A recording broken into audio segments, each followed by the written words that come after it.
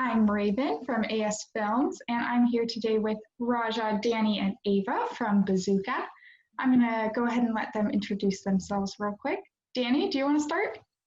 Yeah, I'm Danny, the director, creator of the series, ended the film from 2017, Kill Me to Death, and my pronouns are he, them.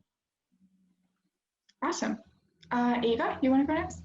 Yeah, my name is Eva Walker, and I play in the Black Tones with my brother, rock and roll band here in Seattle. Seattle! And Danny, who is just one of my most valued friends, asked me to do the film, and I play the character Gab in the film. And Danny and I also work on a TV show together called Video Bebop, and a music video show. And I am a ASP here in Seattle. Awesome. All right, Rajah. Hey, I'm Rajah. He, him. I was working as cinematographer on the shoot, and it was a lot of fun. What else do? I do like video installation art and VJ stuff, and recently started teaching, which is brand new to me. Still feels a little imposter syndrome doing it through a screen, but yeah. Nice. So I guess first off, I just want to get to know a little bit more about kind of the timeline of this project and how you got started with it, with the fundraising process, and when you started filming and post-production and all that good stuff.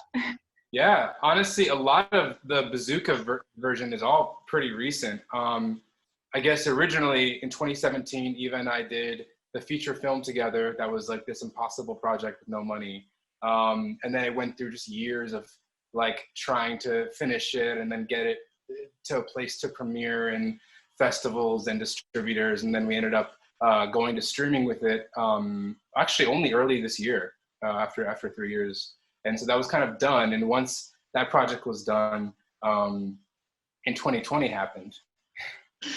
There was just a lot of feelings about what a visual depiction on screen of artists and creative people in Seattle, especially in a more hyper politicized climate, looks like and feels like. And especially when it came into the summer, and going through just all of the protests and everyone's different reactions, specifically just like other people of color's reactions, which is what I'm always the most interested in, because Seattle is very white, but I think that there's always like this sense of, especially since like 9% of the population of Seattle is Black, but I think there's just such a wealth of just extraordinary talent and voices and just people that are going through shared experiences, but also kind of a lot of times feeling kind of spread apart a little bit. So I just felt like a cool way to channel all of that would be doing something that has us collaborating and being like communal, but also being like empowering. Kill Me to Death was very nihilistic. It was very like mental health oriented. It was heavily about suicide and really kind of dark and didn't really have like a mission statement in that sense. And I think the thing with Bazzooka is I just wanted to kind of shift the narrative and do something that, I don't know if positive is the right word, but more kind of like call to arms, just essentially Black people coming together and doing cool shit and kind of being a dual, like a showcase, but also a representation, Mm-hmm. And so, yeah, I got Eva's character was always the character from that film that is always like really, because it was an ensemble movie, and I was in it and I died in it, but Eva's character was always just, she played that really ambitious, maybe overly ambitious person Yeah. in the music scene that's just like, listen to my demo and come to my show and everyone sucks and I'm the most talented person here. But I just thought that there was like actually a lot that was sympathetic underneath all of that. We didn't see it in the film, but I felt like there were just so many more dimensions we could explore. And so Bazzooka started as just like Eva's character at the center, and then like, let's build kind of a new world out of that world. And yeah, and then from there it was, you know, just again, like we mentioned, working with friends is something I love to do. And I just really wanted to make sure with this project that it was not just inclusive, but really just like for us in that sense, you know, stories being from people that are like me and like us. And yeah, and I think I was feeling, as far as a timeline, in the summer when things were kind of sort of quieting down in Seattle as far as like daily protests and actions, and I felt like that mainstream like Black Lives Matter wave was kind of like cooling a little bit, which I guess was like August, September. I think that's when I really felt like, no, we should continue to be loud, you know, in all different ways. And I think that my output, I think, is most impactful creatively. So August, September, I was writing it. October 1st, we launched the crowdfunding. Really wanted to start in November. Looking at COVID this whole time, you know, trying to find the right time was really hard. The summer was a little bit lighter as far as like activities like live streams and things like that. And so we were kind of racing against both the US election and the idea that the winter could mean more lockdowns, which it did. And so I was trying to really shoot in November before the election, ended up starting production the week of the election, through the election that week, and finishing in mid-November before we had to kind of halt. And we're still in that halting period now, but we shot 5 episodes, so we're good to kind of do our January launch.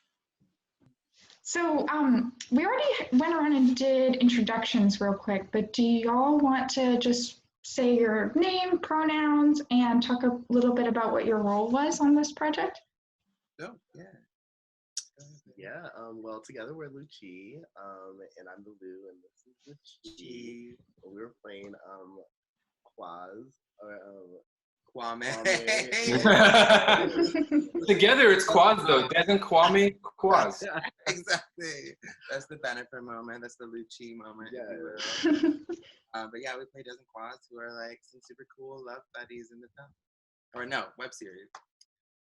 Yes, and outside of that, we're drag queens here in the city, and also part of the Kiki Ballroom scene here in the PNW.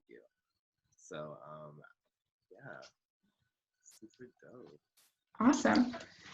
Well, we were just, Danny was just telling us kind of the timeline of the project, when you guys got started, when you filmed, etc. And one thing you mentioned, Danny, was that in like August and September, you kind of felt like that energy earlier in the summer of the support for those Black Lives Matter protests was starting to fade. And you mentioned on the GoFundMe page about how there was a lot of like outpouring of support for Black artists in the beginning. And then did you notice that that had also started to die out along with the interest in the protests, and that people were kind of not showing the same support they had been earlier in the summer?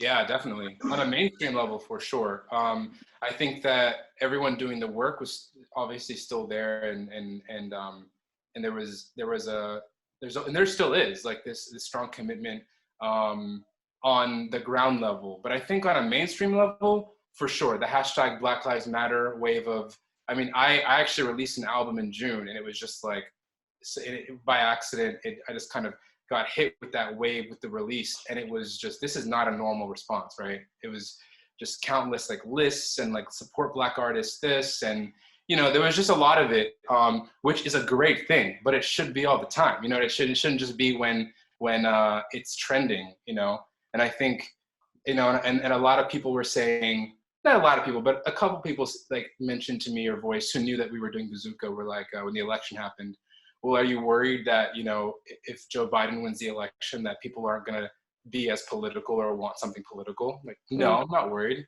because we're going to do what we're doing anyway, you know? And it's funny, you know, like now what happened in the White House, it's, again, there's like this surge of interest again in the mainstream media with just, all of these issues that have been issues, like it's, this could have been made in 2019 or 2018. And it's just a matter of where the public is at and, again, like what's trending at what time. Yeah, I think as artists, we just try not to like bend and change to that. Like obviously Bazzooka was inspired by a lot of the things that happened in 2020, but it's not like we're going to cater the project around like, what happens week to week or month to month, And it's also, if I can just add on what Danny said, it's such bullshit that people say things like that when, Black people have been and brown people have been murdered unjustly under Democrat administrations and Republican administrations, and then a Democrat administration again. And it's just like, this isn't just a Republican administration problem either, I mean, as we talked about, Bill Clinton had one of the worst crime bills ever against, and that affected the Black community tremendously. And so it's okay, Joe Biden, I'm it's moving in a different direction than where it was. That's good, but are all the problems solved? That's never been the case. That doesn't just happen with an election immediately. Absolutely. And that's actually why I didn't even really go into Trumpism and stuff like that in this project. Yeah, in fact, exactly. I kind of try to touch on that, as far as like liberal politicians and the idea that, the white and Black experience is different, and that, and having leaders who are Democrats don't protect us as people of color necessarily. So I think that's something that is important to just from my point of view, my own perspective, like that's kind of what I'm trying to express. Especially in a bubble like Seattle, because we have a very blue state and very blue representatives, and yet again we get treated like trash. Yep, we get pushed out of our communities. We absolutely. Yeah, I mean, one of the lines in Bazzooka, the first episode that I watched that stood out to me the most was when Gab is standing in the cemetery and says, "This city used to be so alive." I thought it was just really interesting. I think it touched a lot more on local issues too. And I wondered how you all as artists living in Seattle kind of related to that theme in the film and how you personally feel about some of the issues in Seattle. What's funny is that I was born and raised in Seattle. My siblings and I are all first generation Seattleites, and my mom and everyone's from Louisiana. And what's funny is that what I liked about Seattle as a kid is that it wasn't so alive, because it was just this kind of best kept secret in a way. Like Boeing sustained a lot of people and jobs. And Boeing's the reason my family lives in Seattle. But there wasn't all this people moving here from everywhere. And I'm fine with people coming here. Like I said, I'm first generation Seattleite. So my grandparents and my mom were technically transplants in the 60s, which I'm sure raised the cost of living for someone because he was recruited to work for Boeing. So it happens, of course. But then when, you're seeing the housing just kind of go from here in the 90s to just, going up at pretty much a, 90-degree angle, then it's just like, so it's funny because it's like, when you think of a city being so alive, you think of a lot going on and a lot of people, almost like a New York City or whatever. And what I liked about Seattle is that it wasn't like that as a kid. It was much more quieter, modest. I didn't know what the hell rush hour was. And then it turned on its ass, and there's a lot of people here that are pushing a lot of other people out of here, and it's just and the cost of living has just gone insane. And this might be an unpopular opinion, but I am happy with with certain bigger businesses that have been here. It's created a lot of jobs for our economies. It's done stuff for the Washington state economy. However, it's more productive if we really focus on, because everyone's kind of like down with Amazon, but the cost of living is a legislation problem, and that should have been fixed when Boeing was here, when Microsoft was here, when Starbucks was here, and then Washington didn't prepare itself for Amazon, and that's the legislation problem. So we can pick it outside of Amazon, or we can go to legislation and we can actually get real representatives that actually will prepare us for companies like Amazon to be here, so we don't have this issue. And that was something Washington State failed us on, not Amazon necessarily, because they're a business. What the hell? They're not people, they're businesses. So this was our government's problem. And so, yes, I liked when Seattle, so it's to sum all this up, you can cut some of this answer out. Yeah, that line actually stuck out to me as well, you know, but in a way where I was kind of on the opposite end of it. Like, it used to be so alive, as in it had like some soul. The Central District had soul, you know, the South End had soul, and in that way it was alive to me, versus now where it just kind of feels gutted and just kind of, I don't know, glazed over. Sorry, that was a long ass answer. No, that really is really interesting to hear. I don't think we've ever talked about this before, Eva, like as your experience as a native. Because for me, being from California, moving to Seattle years ago and finding this amazing arts and music scene, but kind of feeling like I came in late and something was digressing, you know, and then to come to last year where we lost artists and that community lost just so much. Yeah, it's funny. Like, I was kind of looking at it like in the weeds a little bit. I never thought of it as a larger thing. I'd be curious. I mean, I know that, are you, LUCHI and Rajah, are you all local to Washington? We're actually, yeah, just like you, we kind of got into the game late. We moved here about 4 years ago, I believe, from Portland.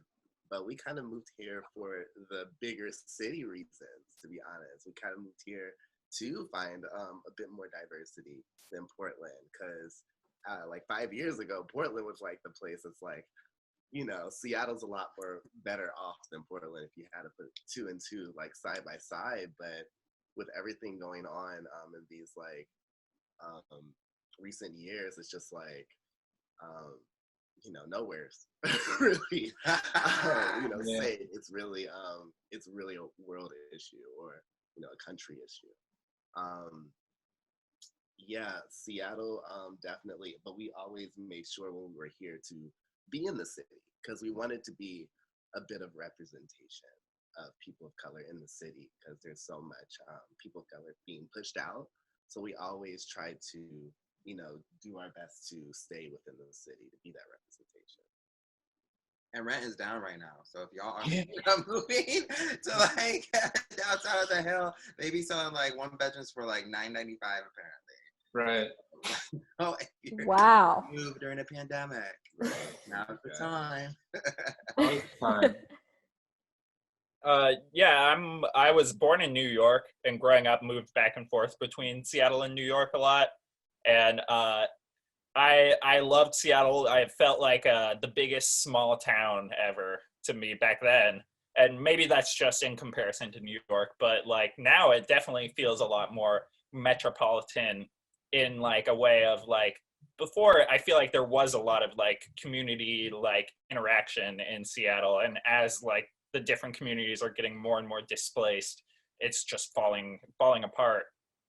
And so yeah, but we have stuff like this to wrap us all back together. So little corners that we always find, which is a nice thing about here, is like no matter what happens, people will find some way to stick together. And see, that's why I'm not like against, as a native Seattleite, I'm not against transplants, because I met these amazing people. And it's like cities have to grow and they have to change. Like they have to. Again, my family was a transplant in 68, 69. And so it's like, I love that idea. Our state, Olympia, needs to be better prepared for when things like that happen and that migration happens and when businesses come here. And so that's not the problem to me of the transplants. That's the problem of the local government how blue it is, right? Yeah. Well, I mean, Eva, you were talking earlier before we started recording a little bit about your working relationship with Danny on set. I'd love to hear about how you and Lucci interacted with Danny as actor to director and what that working relationship was like. Yeah, as I was saying earlier, like Danny is so professional, and I consider Danny my best friend. Like I have like 4 best friends, and Danny was one of my was in my bridal shower when I got married. Like, oh my God, that was like, 2020. Yeah. Danny is like, I mean, up there with, you know, list of people I would murder for, you know? So, same. So, and, and so when you have that connection with someone, but they are able to be in the role of being in charge and having a vision and making sure that they can execute that vision, like that's incredible, because Danny wasn't just like, you know, oh, we're homies, and that doesn't distract them. He's like, cool, we're homies and we've got work to do, and you're cold, but we're gonna take 5 more takes because we've got to get it. And as I was saying when we started, I appreciate that discipline from someone, and from someone I respect who's in a field that they're really, really good at. But as far as that interaction, I think why Danny kind of said earlier, like, oh, I hope Eva's okay. I think it's because Danny, maybe you're not used to this side of me, but when I'm working for someone, I literally, of course, as long as it's respectful, I literally do not mind people bossing me around. So I'm quiet and I listen. I'm like, tell me what I'm supposed to do. You've hired me to do this. And I think me and Danny are so used to always like talking back and forth and talking over each other that he's like, Eva's so quiet. Is she mad at me? It's like, no, I'm not mad. I am like here to work, and I'm here to listen to you and shut the hell up and have you tell me whatever you want me to do. And don't take that quietness or whatever as me being like, oh, it's like, that's how I react when someone's hired me to do something. I'm like, because otherwise I talk too much. And so when I hired to do something, it's just like quiet. And what is the vision of the person who wants this, who has a vision for this? And so I just shut up and listen. And so I don't want that to be mistaken. Oh, that's really good to know. I'm mad at you. I'm not mad at you. I've always noticed you are more quiet and more subdued on set. And I don't know why, I guess I always thought maybe that was like how you kind of like power through it, and you know, you're just kind of like I'm following directions. I'm like, what?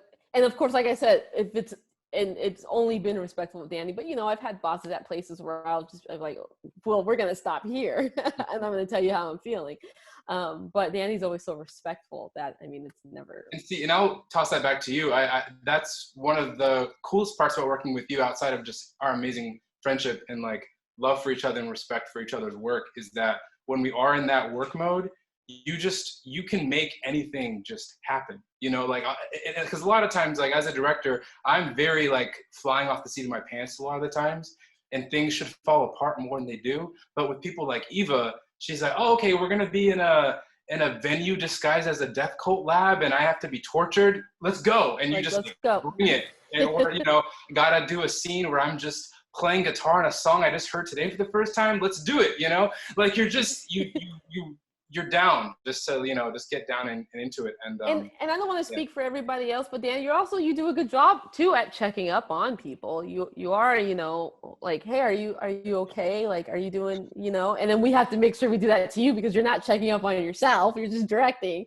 It's really great to have a co-producer on this. Grayson, who actually lives in LA, another good friend of mine who was in Kill Me to Death, produced on this. And I feel like Grayson was that person, like checking up on you all and kind of like being the more like hands-on, which was so helpful, because I totally agree, because like if you were Eva on set, that was the relationship you would get with Danny, but if you weren't, it was horrible to everybody else. You need to kind of like check up on Eva, you know, because you know it was very much a diva play. Eva. You guys. Working with you two though, for real, has been because I don't know if we mentioned this earlier, but this is officially my first time working with Lucci. I've been a fan of Lucci's for years, since we met like 2 years ago, almost 3 years ago, around now. I swear every scene we had together, when I had to read lines to them, I got lost in their eyes. I was like, I don't know if I can do this. They're gorgeous. I was like, this is. Thanks so much. Yeah, the what was really incredible. Like having you as a director, Danny, was really a really wonderful experience for us as Lucci, because it was like the first time as Lucci to have a person of color direct us. And so we and were to be in like anything that is like television or film. Yeah, so. Absolutely. So we were absolutely willing to be like a tool, a part of this production or this dream that Danny had, and we wanted to do nothing but our best. And I'm so it literally was a dream. Future projects. I'm so excited for the next thing, because we definitely want to continue this relationship. We want to join the circle. And that's also, I think, what's dope about Danny is that he's extremely loyal, and like I feel definitely a part of the family, and I feel now like, you know, like if like shit comes up in the future, Danny's definitely gonna give us a call. So it's like that dope. Also, like it is friendship, but it's also like business friendship, and it's like it's cool because it's like that is longevity, and that's how people of color have survived in the history of this world, is together and through artistry, through friendship. Absolutely. I feel like when you work together as friends, it kind of takes you into a different kind of bond a little bit, you know, because with you, like you two, perfect example, I've been such an admirer, and, you know, we've like talked at shows and things where it's like, I love what you do, and vice versa, but getting to actually work together and collaborate is just like, the love becomes just like, I don't know, it's a different experience. With you two, Lucci, I just felt like, I dreamed up this idea of like, you know, when I first approached you, I was like, I don't know if y'all ever be like down to do something like out there like this, play these fictional versions that were inspired by you, but I want you to play as different people that were inspired by who you are, because I'm a huge fan. But like, yeah, it was, when I say a dream come true. Yes, we love a meta, you know? Very meta. Eva can tell you everything is pretty much meta except your original characterization as Gab, because that's not how you are in real life. But Gab, this series, I feel like you tapped more into you, which was really cool to see. Yeah, because you made me more friendlier in the web series and in the movie. God, Gab was a bitch. Oh. I was like, she's terrible. I feel like it's so mean. Everyone's a dilettante and everyone's shitty. And I was like, oh God, I hate her. I loved playing her, but I was like, I hate her. it was really cool seeing kind of how you, working with you now. I mean, we've worked together over the 3 years, but revisiting that character in particular, and you gave a whole different approach to it, which honestly, like, everyone who played the new characters, I was like mind blown by, because we've never done it before. But then second to that, I was blown by you again, because you like transformed that character, you know, physically, but also like the way you performed it, and you got across exactly what I wanted. I don't even know if I verbalized to you what I was trying to get across, which is the idea of like a person who was like went for it and whose ambitions kind of burned them out a little bit, you know, like she did all the stuff on paper, went to LA, got signed, toured, went through all these business relationships, working relationships, and she's just sort of like at the end of the rope a little bit, you know? And she still is haunted by like, you know, losing someone that meant a lot to her, that was far deeper than this idea of like, I only care about being successful, you know? It's like, I'm a human being. And you got that across so beautifully. Oh, thanks, Danny. You wrote it, so. Oh, that doesn't mean it would have come across unless you got it across. So. You still wrote it though. We'll go back and this will be a meta. We'll go back and forth doing this all day. That's the beauty of film. It's so collaborative. Well, Rajah, what was your working relationship like with Danny as DP and director? Yeah, I love working with Danny. I feel like we kind of have like a unspoken vocabulary where like I can see what he's trying to get at without having to just sit and talk about it forever and stuff. I've shot music videos with Danny, and we're friends outside of work also. So it was great to get to work with you and like it's the last few things that I've been DP on, I didn't have as much like creative control over the way that like I could light a shot or frame it and stuff, and I feel like I got a lot of cool experimentation in that definitely worked too. So you brought so much to it visually, like, you know, essentially Rajah and Leo were kind of like co-DPs, like they were a team together. We did a lot of scenes with 2 cameras at the same time to cut on time. Mm-hmm. And the way you all did it in sync, but also like, I think, yeah, you brought a lot of ideas as far as like the color palette and a lot of the way that everything looks and feels. I credit a lot to you and Leo, because I was just talking to Leo about this earlier. Originally, I think, you know, especially apocalyptic, that kind of like the city used to be alive. I was thinking it was going to be more desaturated, a little bit like, but instead we went in a much warmer, kind of like earthier, just really beautiful, still kind of really heavy and foreboding and kind of tragic, but in a way that just looks really beautiful. And I think, you know, your instincts were so right. And like you said, we didn't say a lot to each other. I just remember a lot of like, what do you think of this? And I'm like, that's awesome. Maybe I have a tiny note, but like, just keep doing exactly what you're doing, because that's, and it really worked. I mean, I think the visuals on this are my favorite, just visuals, I think, that I've done. That means a lot coming from you too. Absolutely. Yeah, and I highly credit that to you. So, yeah, a great working relationship. I think at times it was like we have a hive mind a little bit, and it was just, yeah, there wasn't a lot of time to like deliberate. So instincts were huge on this. Yeah. Well, speaking of the look of the film, I would really like to know more about this like Afropunk apocalyptic, you called it on the GoFundMe, some of the sources of inspiration for that aesthetic and the overall look and feel of the film. Yeah, you know, I think my other projects, I've always felt like they've been more directly inspired by specific things, you know.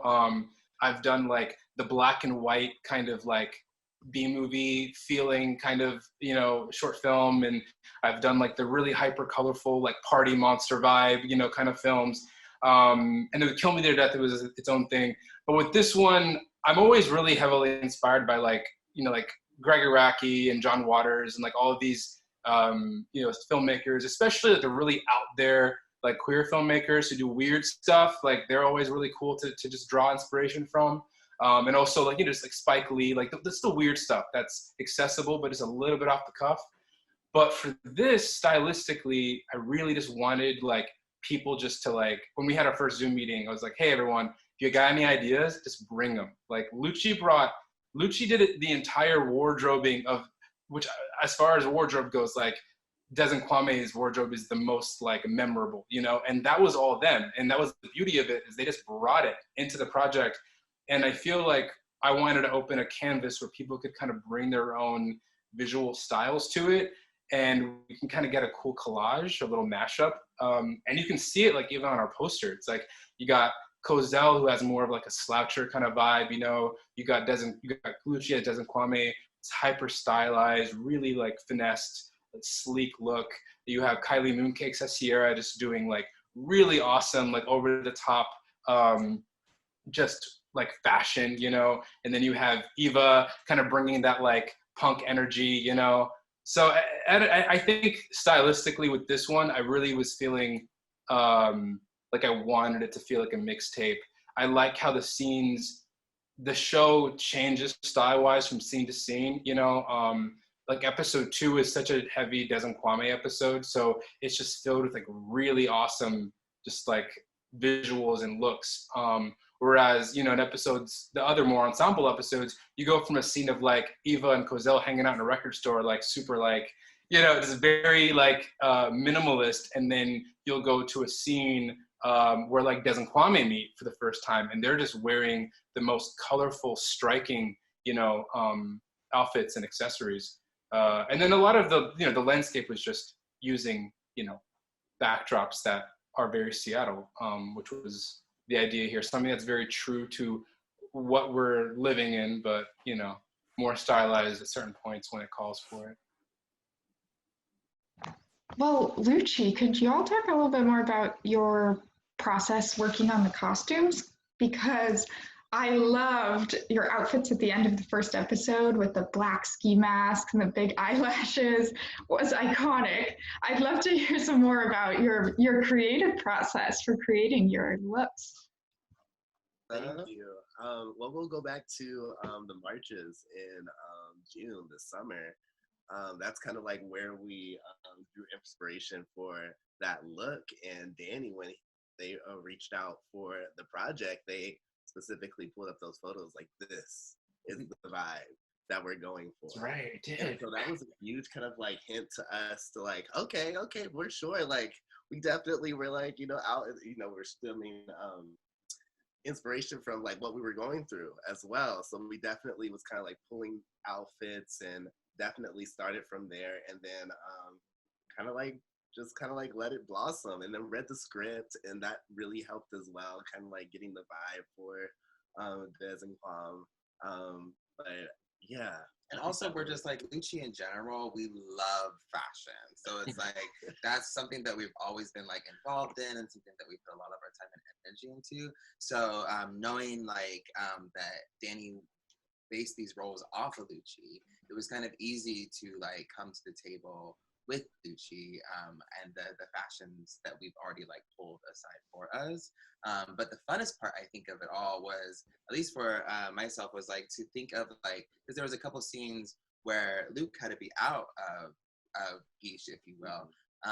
And so it was kind of fun to think of like what Luke would be like, but it's actually Dez. And so like what, and especially because Dez has different traumas that Dez has gone through than Luke has gone through. So that definitely shows, in what person wears. So it was really fun to like, not only like bring ourselves to the table, but also to see the elevated selves that Danny wrote on the paper.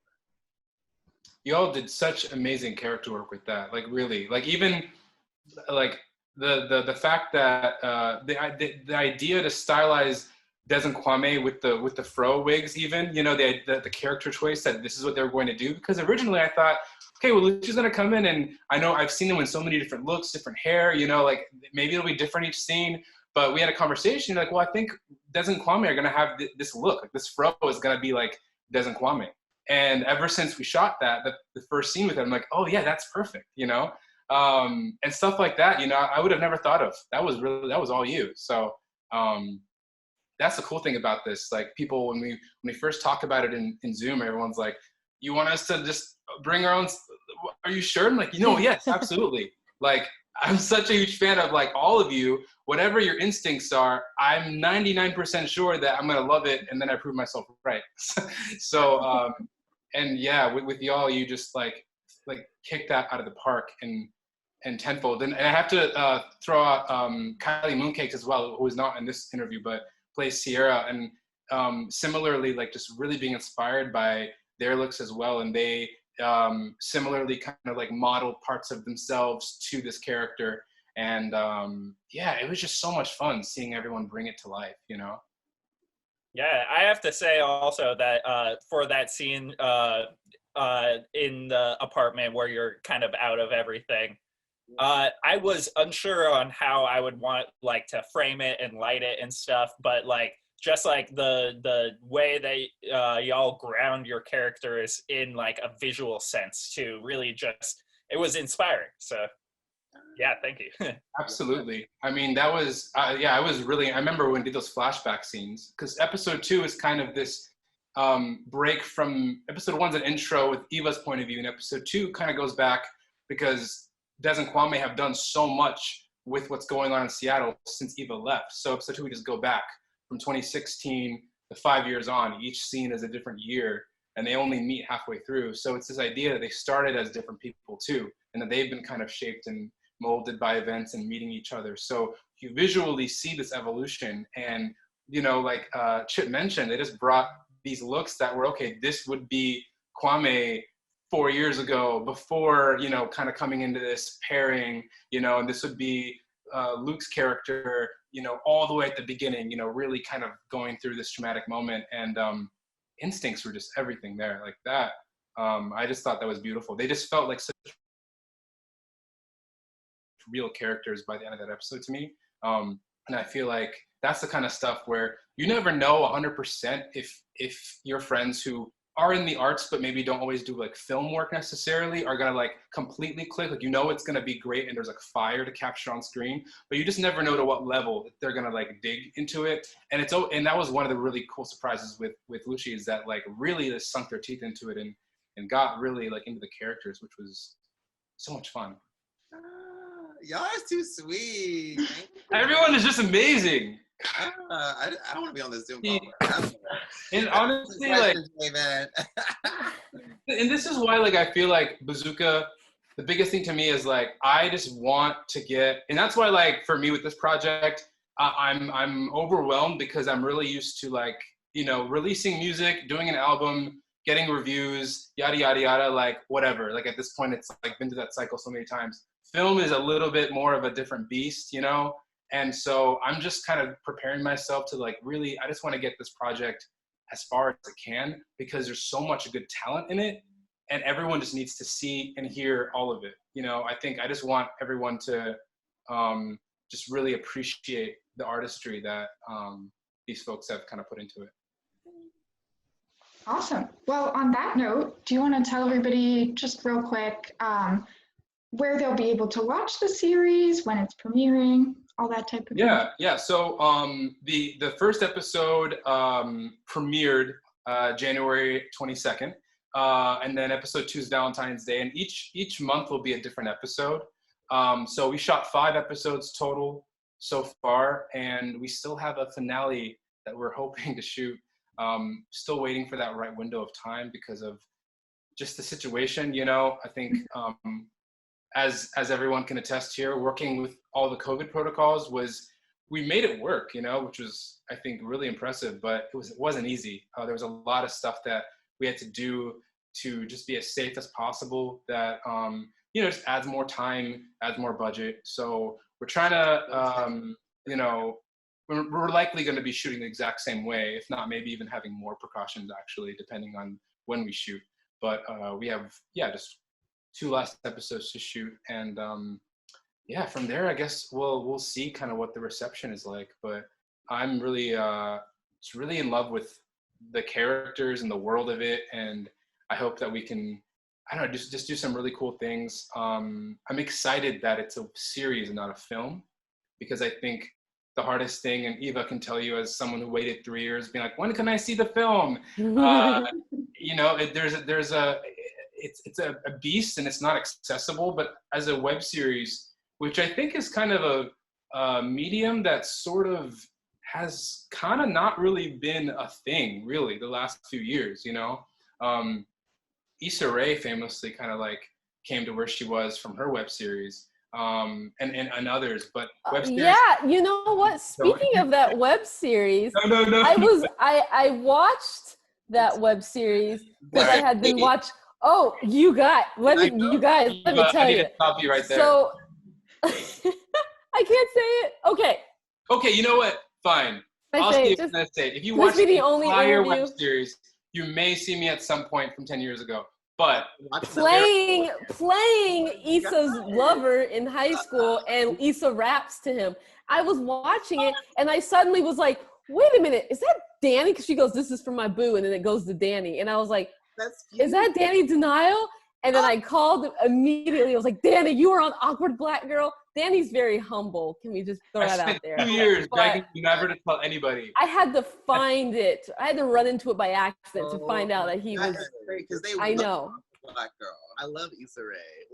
It was. That was when I was in LA, and I honestly, I have to give her huge credit to just like inspiring that DIY kind of energy, because I think seeing her working with her friends and doing what she was doing, it definitely took me a long time to like manifest that. I think there's a lot of like, you know, becoming a part of a community and really kind of just building all of these relationships and all this stuff. It just you know, it takes a long time, but I think there's something really powerful in being able to make good things with other really talented people. I think you can take that for granted, but it's really hard to do. So I think she's a huge, I think, proponent and you know, I don't even think that she was necessarily even doing it for like huge success or to get on HBO. It was just she was doing it because she loved making stuff with friends, and that's kind of where I'm at, you know. And I think doing it in a way where you can elevate other people, it's just so much cooler, honestly. Like, I'll always love music, but this to me is just so much more. I'm just so much more excited. It's really like communal. And me and Eva, we've talked about this idea of like community for I think we talked about that so much over the years. And I've always kind of gone back and forth, and sometimes I'll be jaded and I'll just be like, this community is a lie. I don't know, no one likes me here. But doing stuff like this, though, it's like a really strong reminder, especially this past year, when we all were so apart from each other. As musicians, we're not playing shows. As like drag artists, you're not able to do gigs, you know, conventionally. As filmmakers, you're doing shoots, but they're not in the same way. I think coming together like this kind of keeps that spirit, that beating hearts going. And yeah, we don't know what's going to happen next, but I think knowing that we could do this sets a nice precedent, you know, like it just makes that point that like, look what we can do, even doing all these things, like following all the rules, doing all of these, taking all these precautions, and still like making some really, I think, like compelling stuff. Awesome. Wow, that time like really flew by. It was really great to talk to y'all. Thank you guys so much for doing this with me. I hope you all had a good time too. Absolutely. Thank you for Wonderful. Thank you.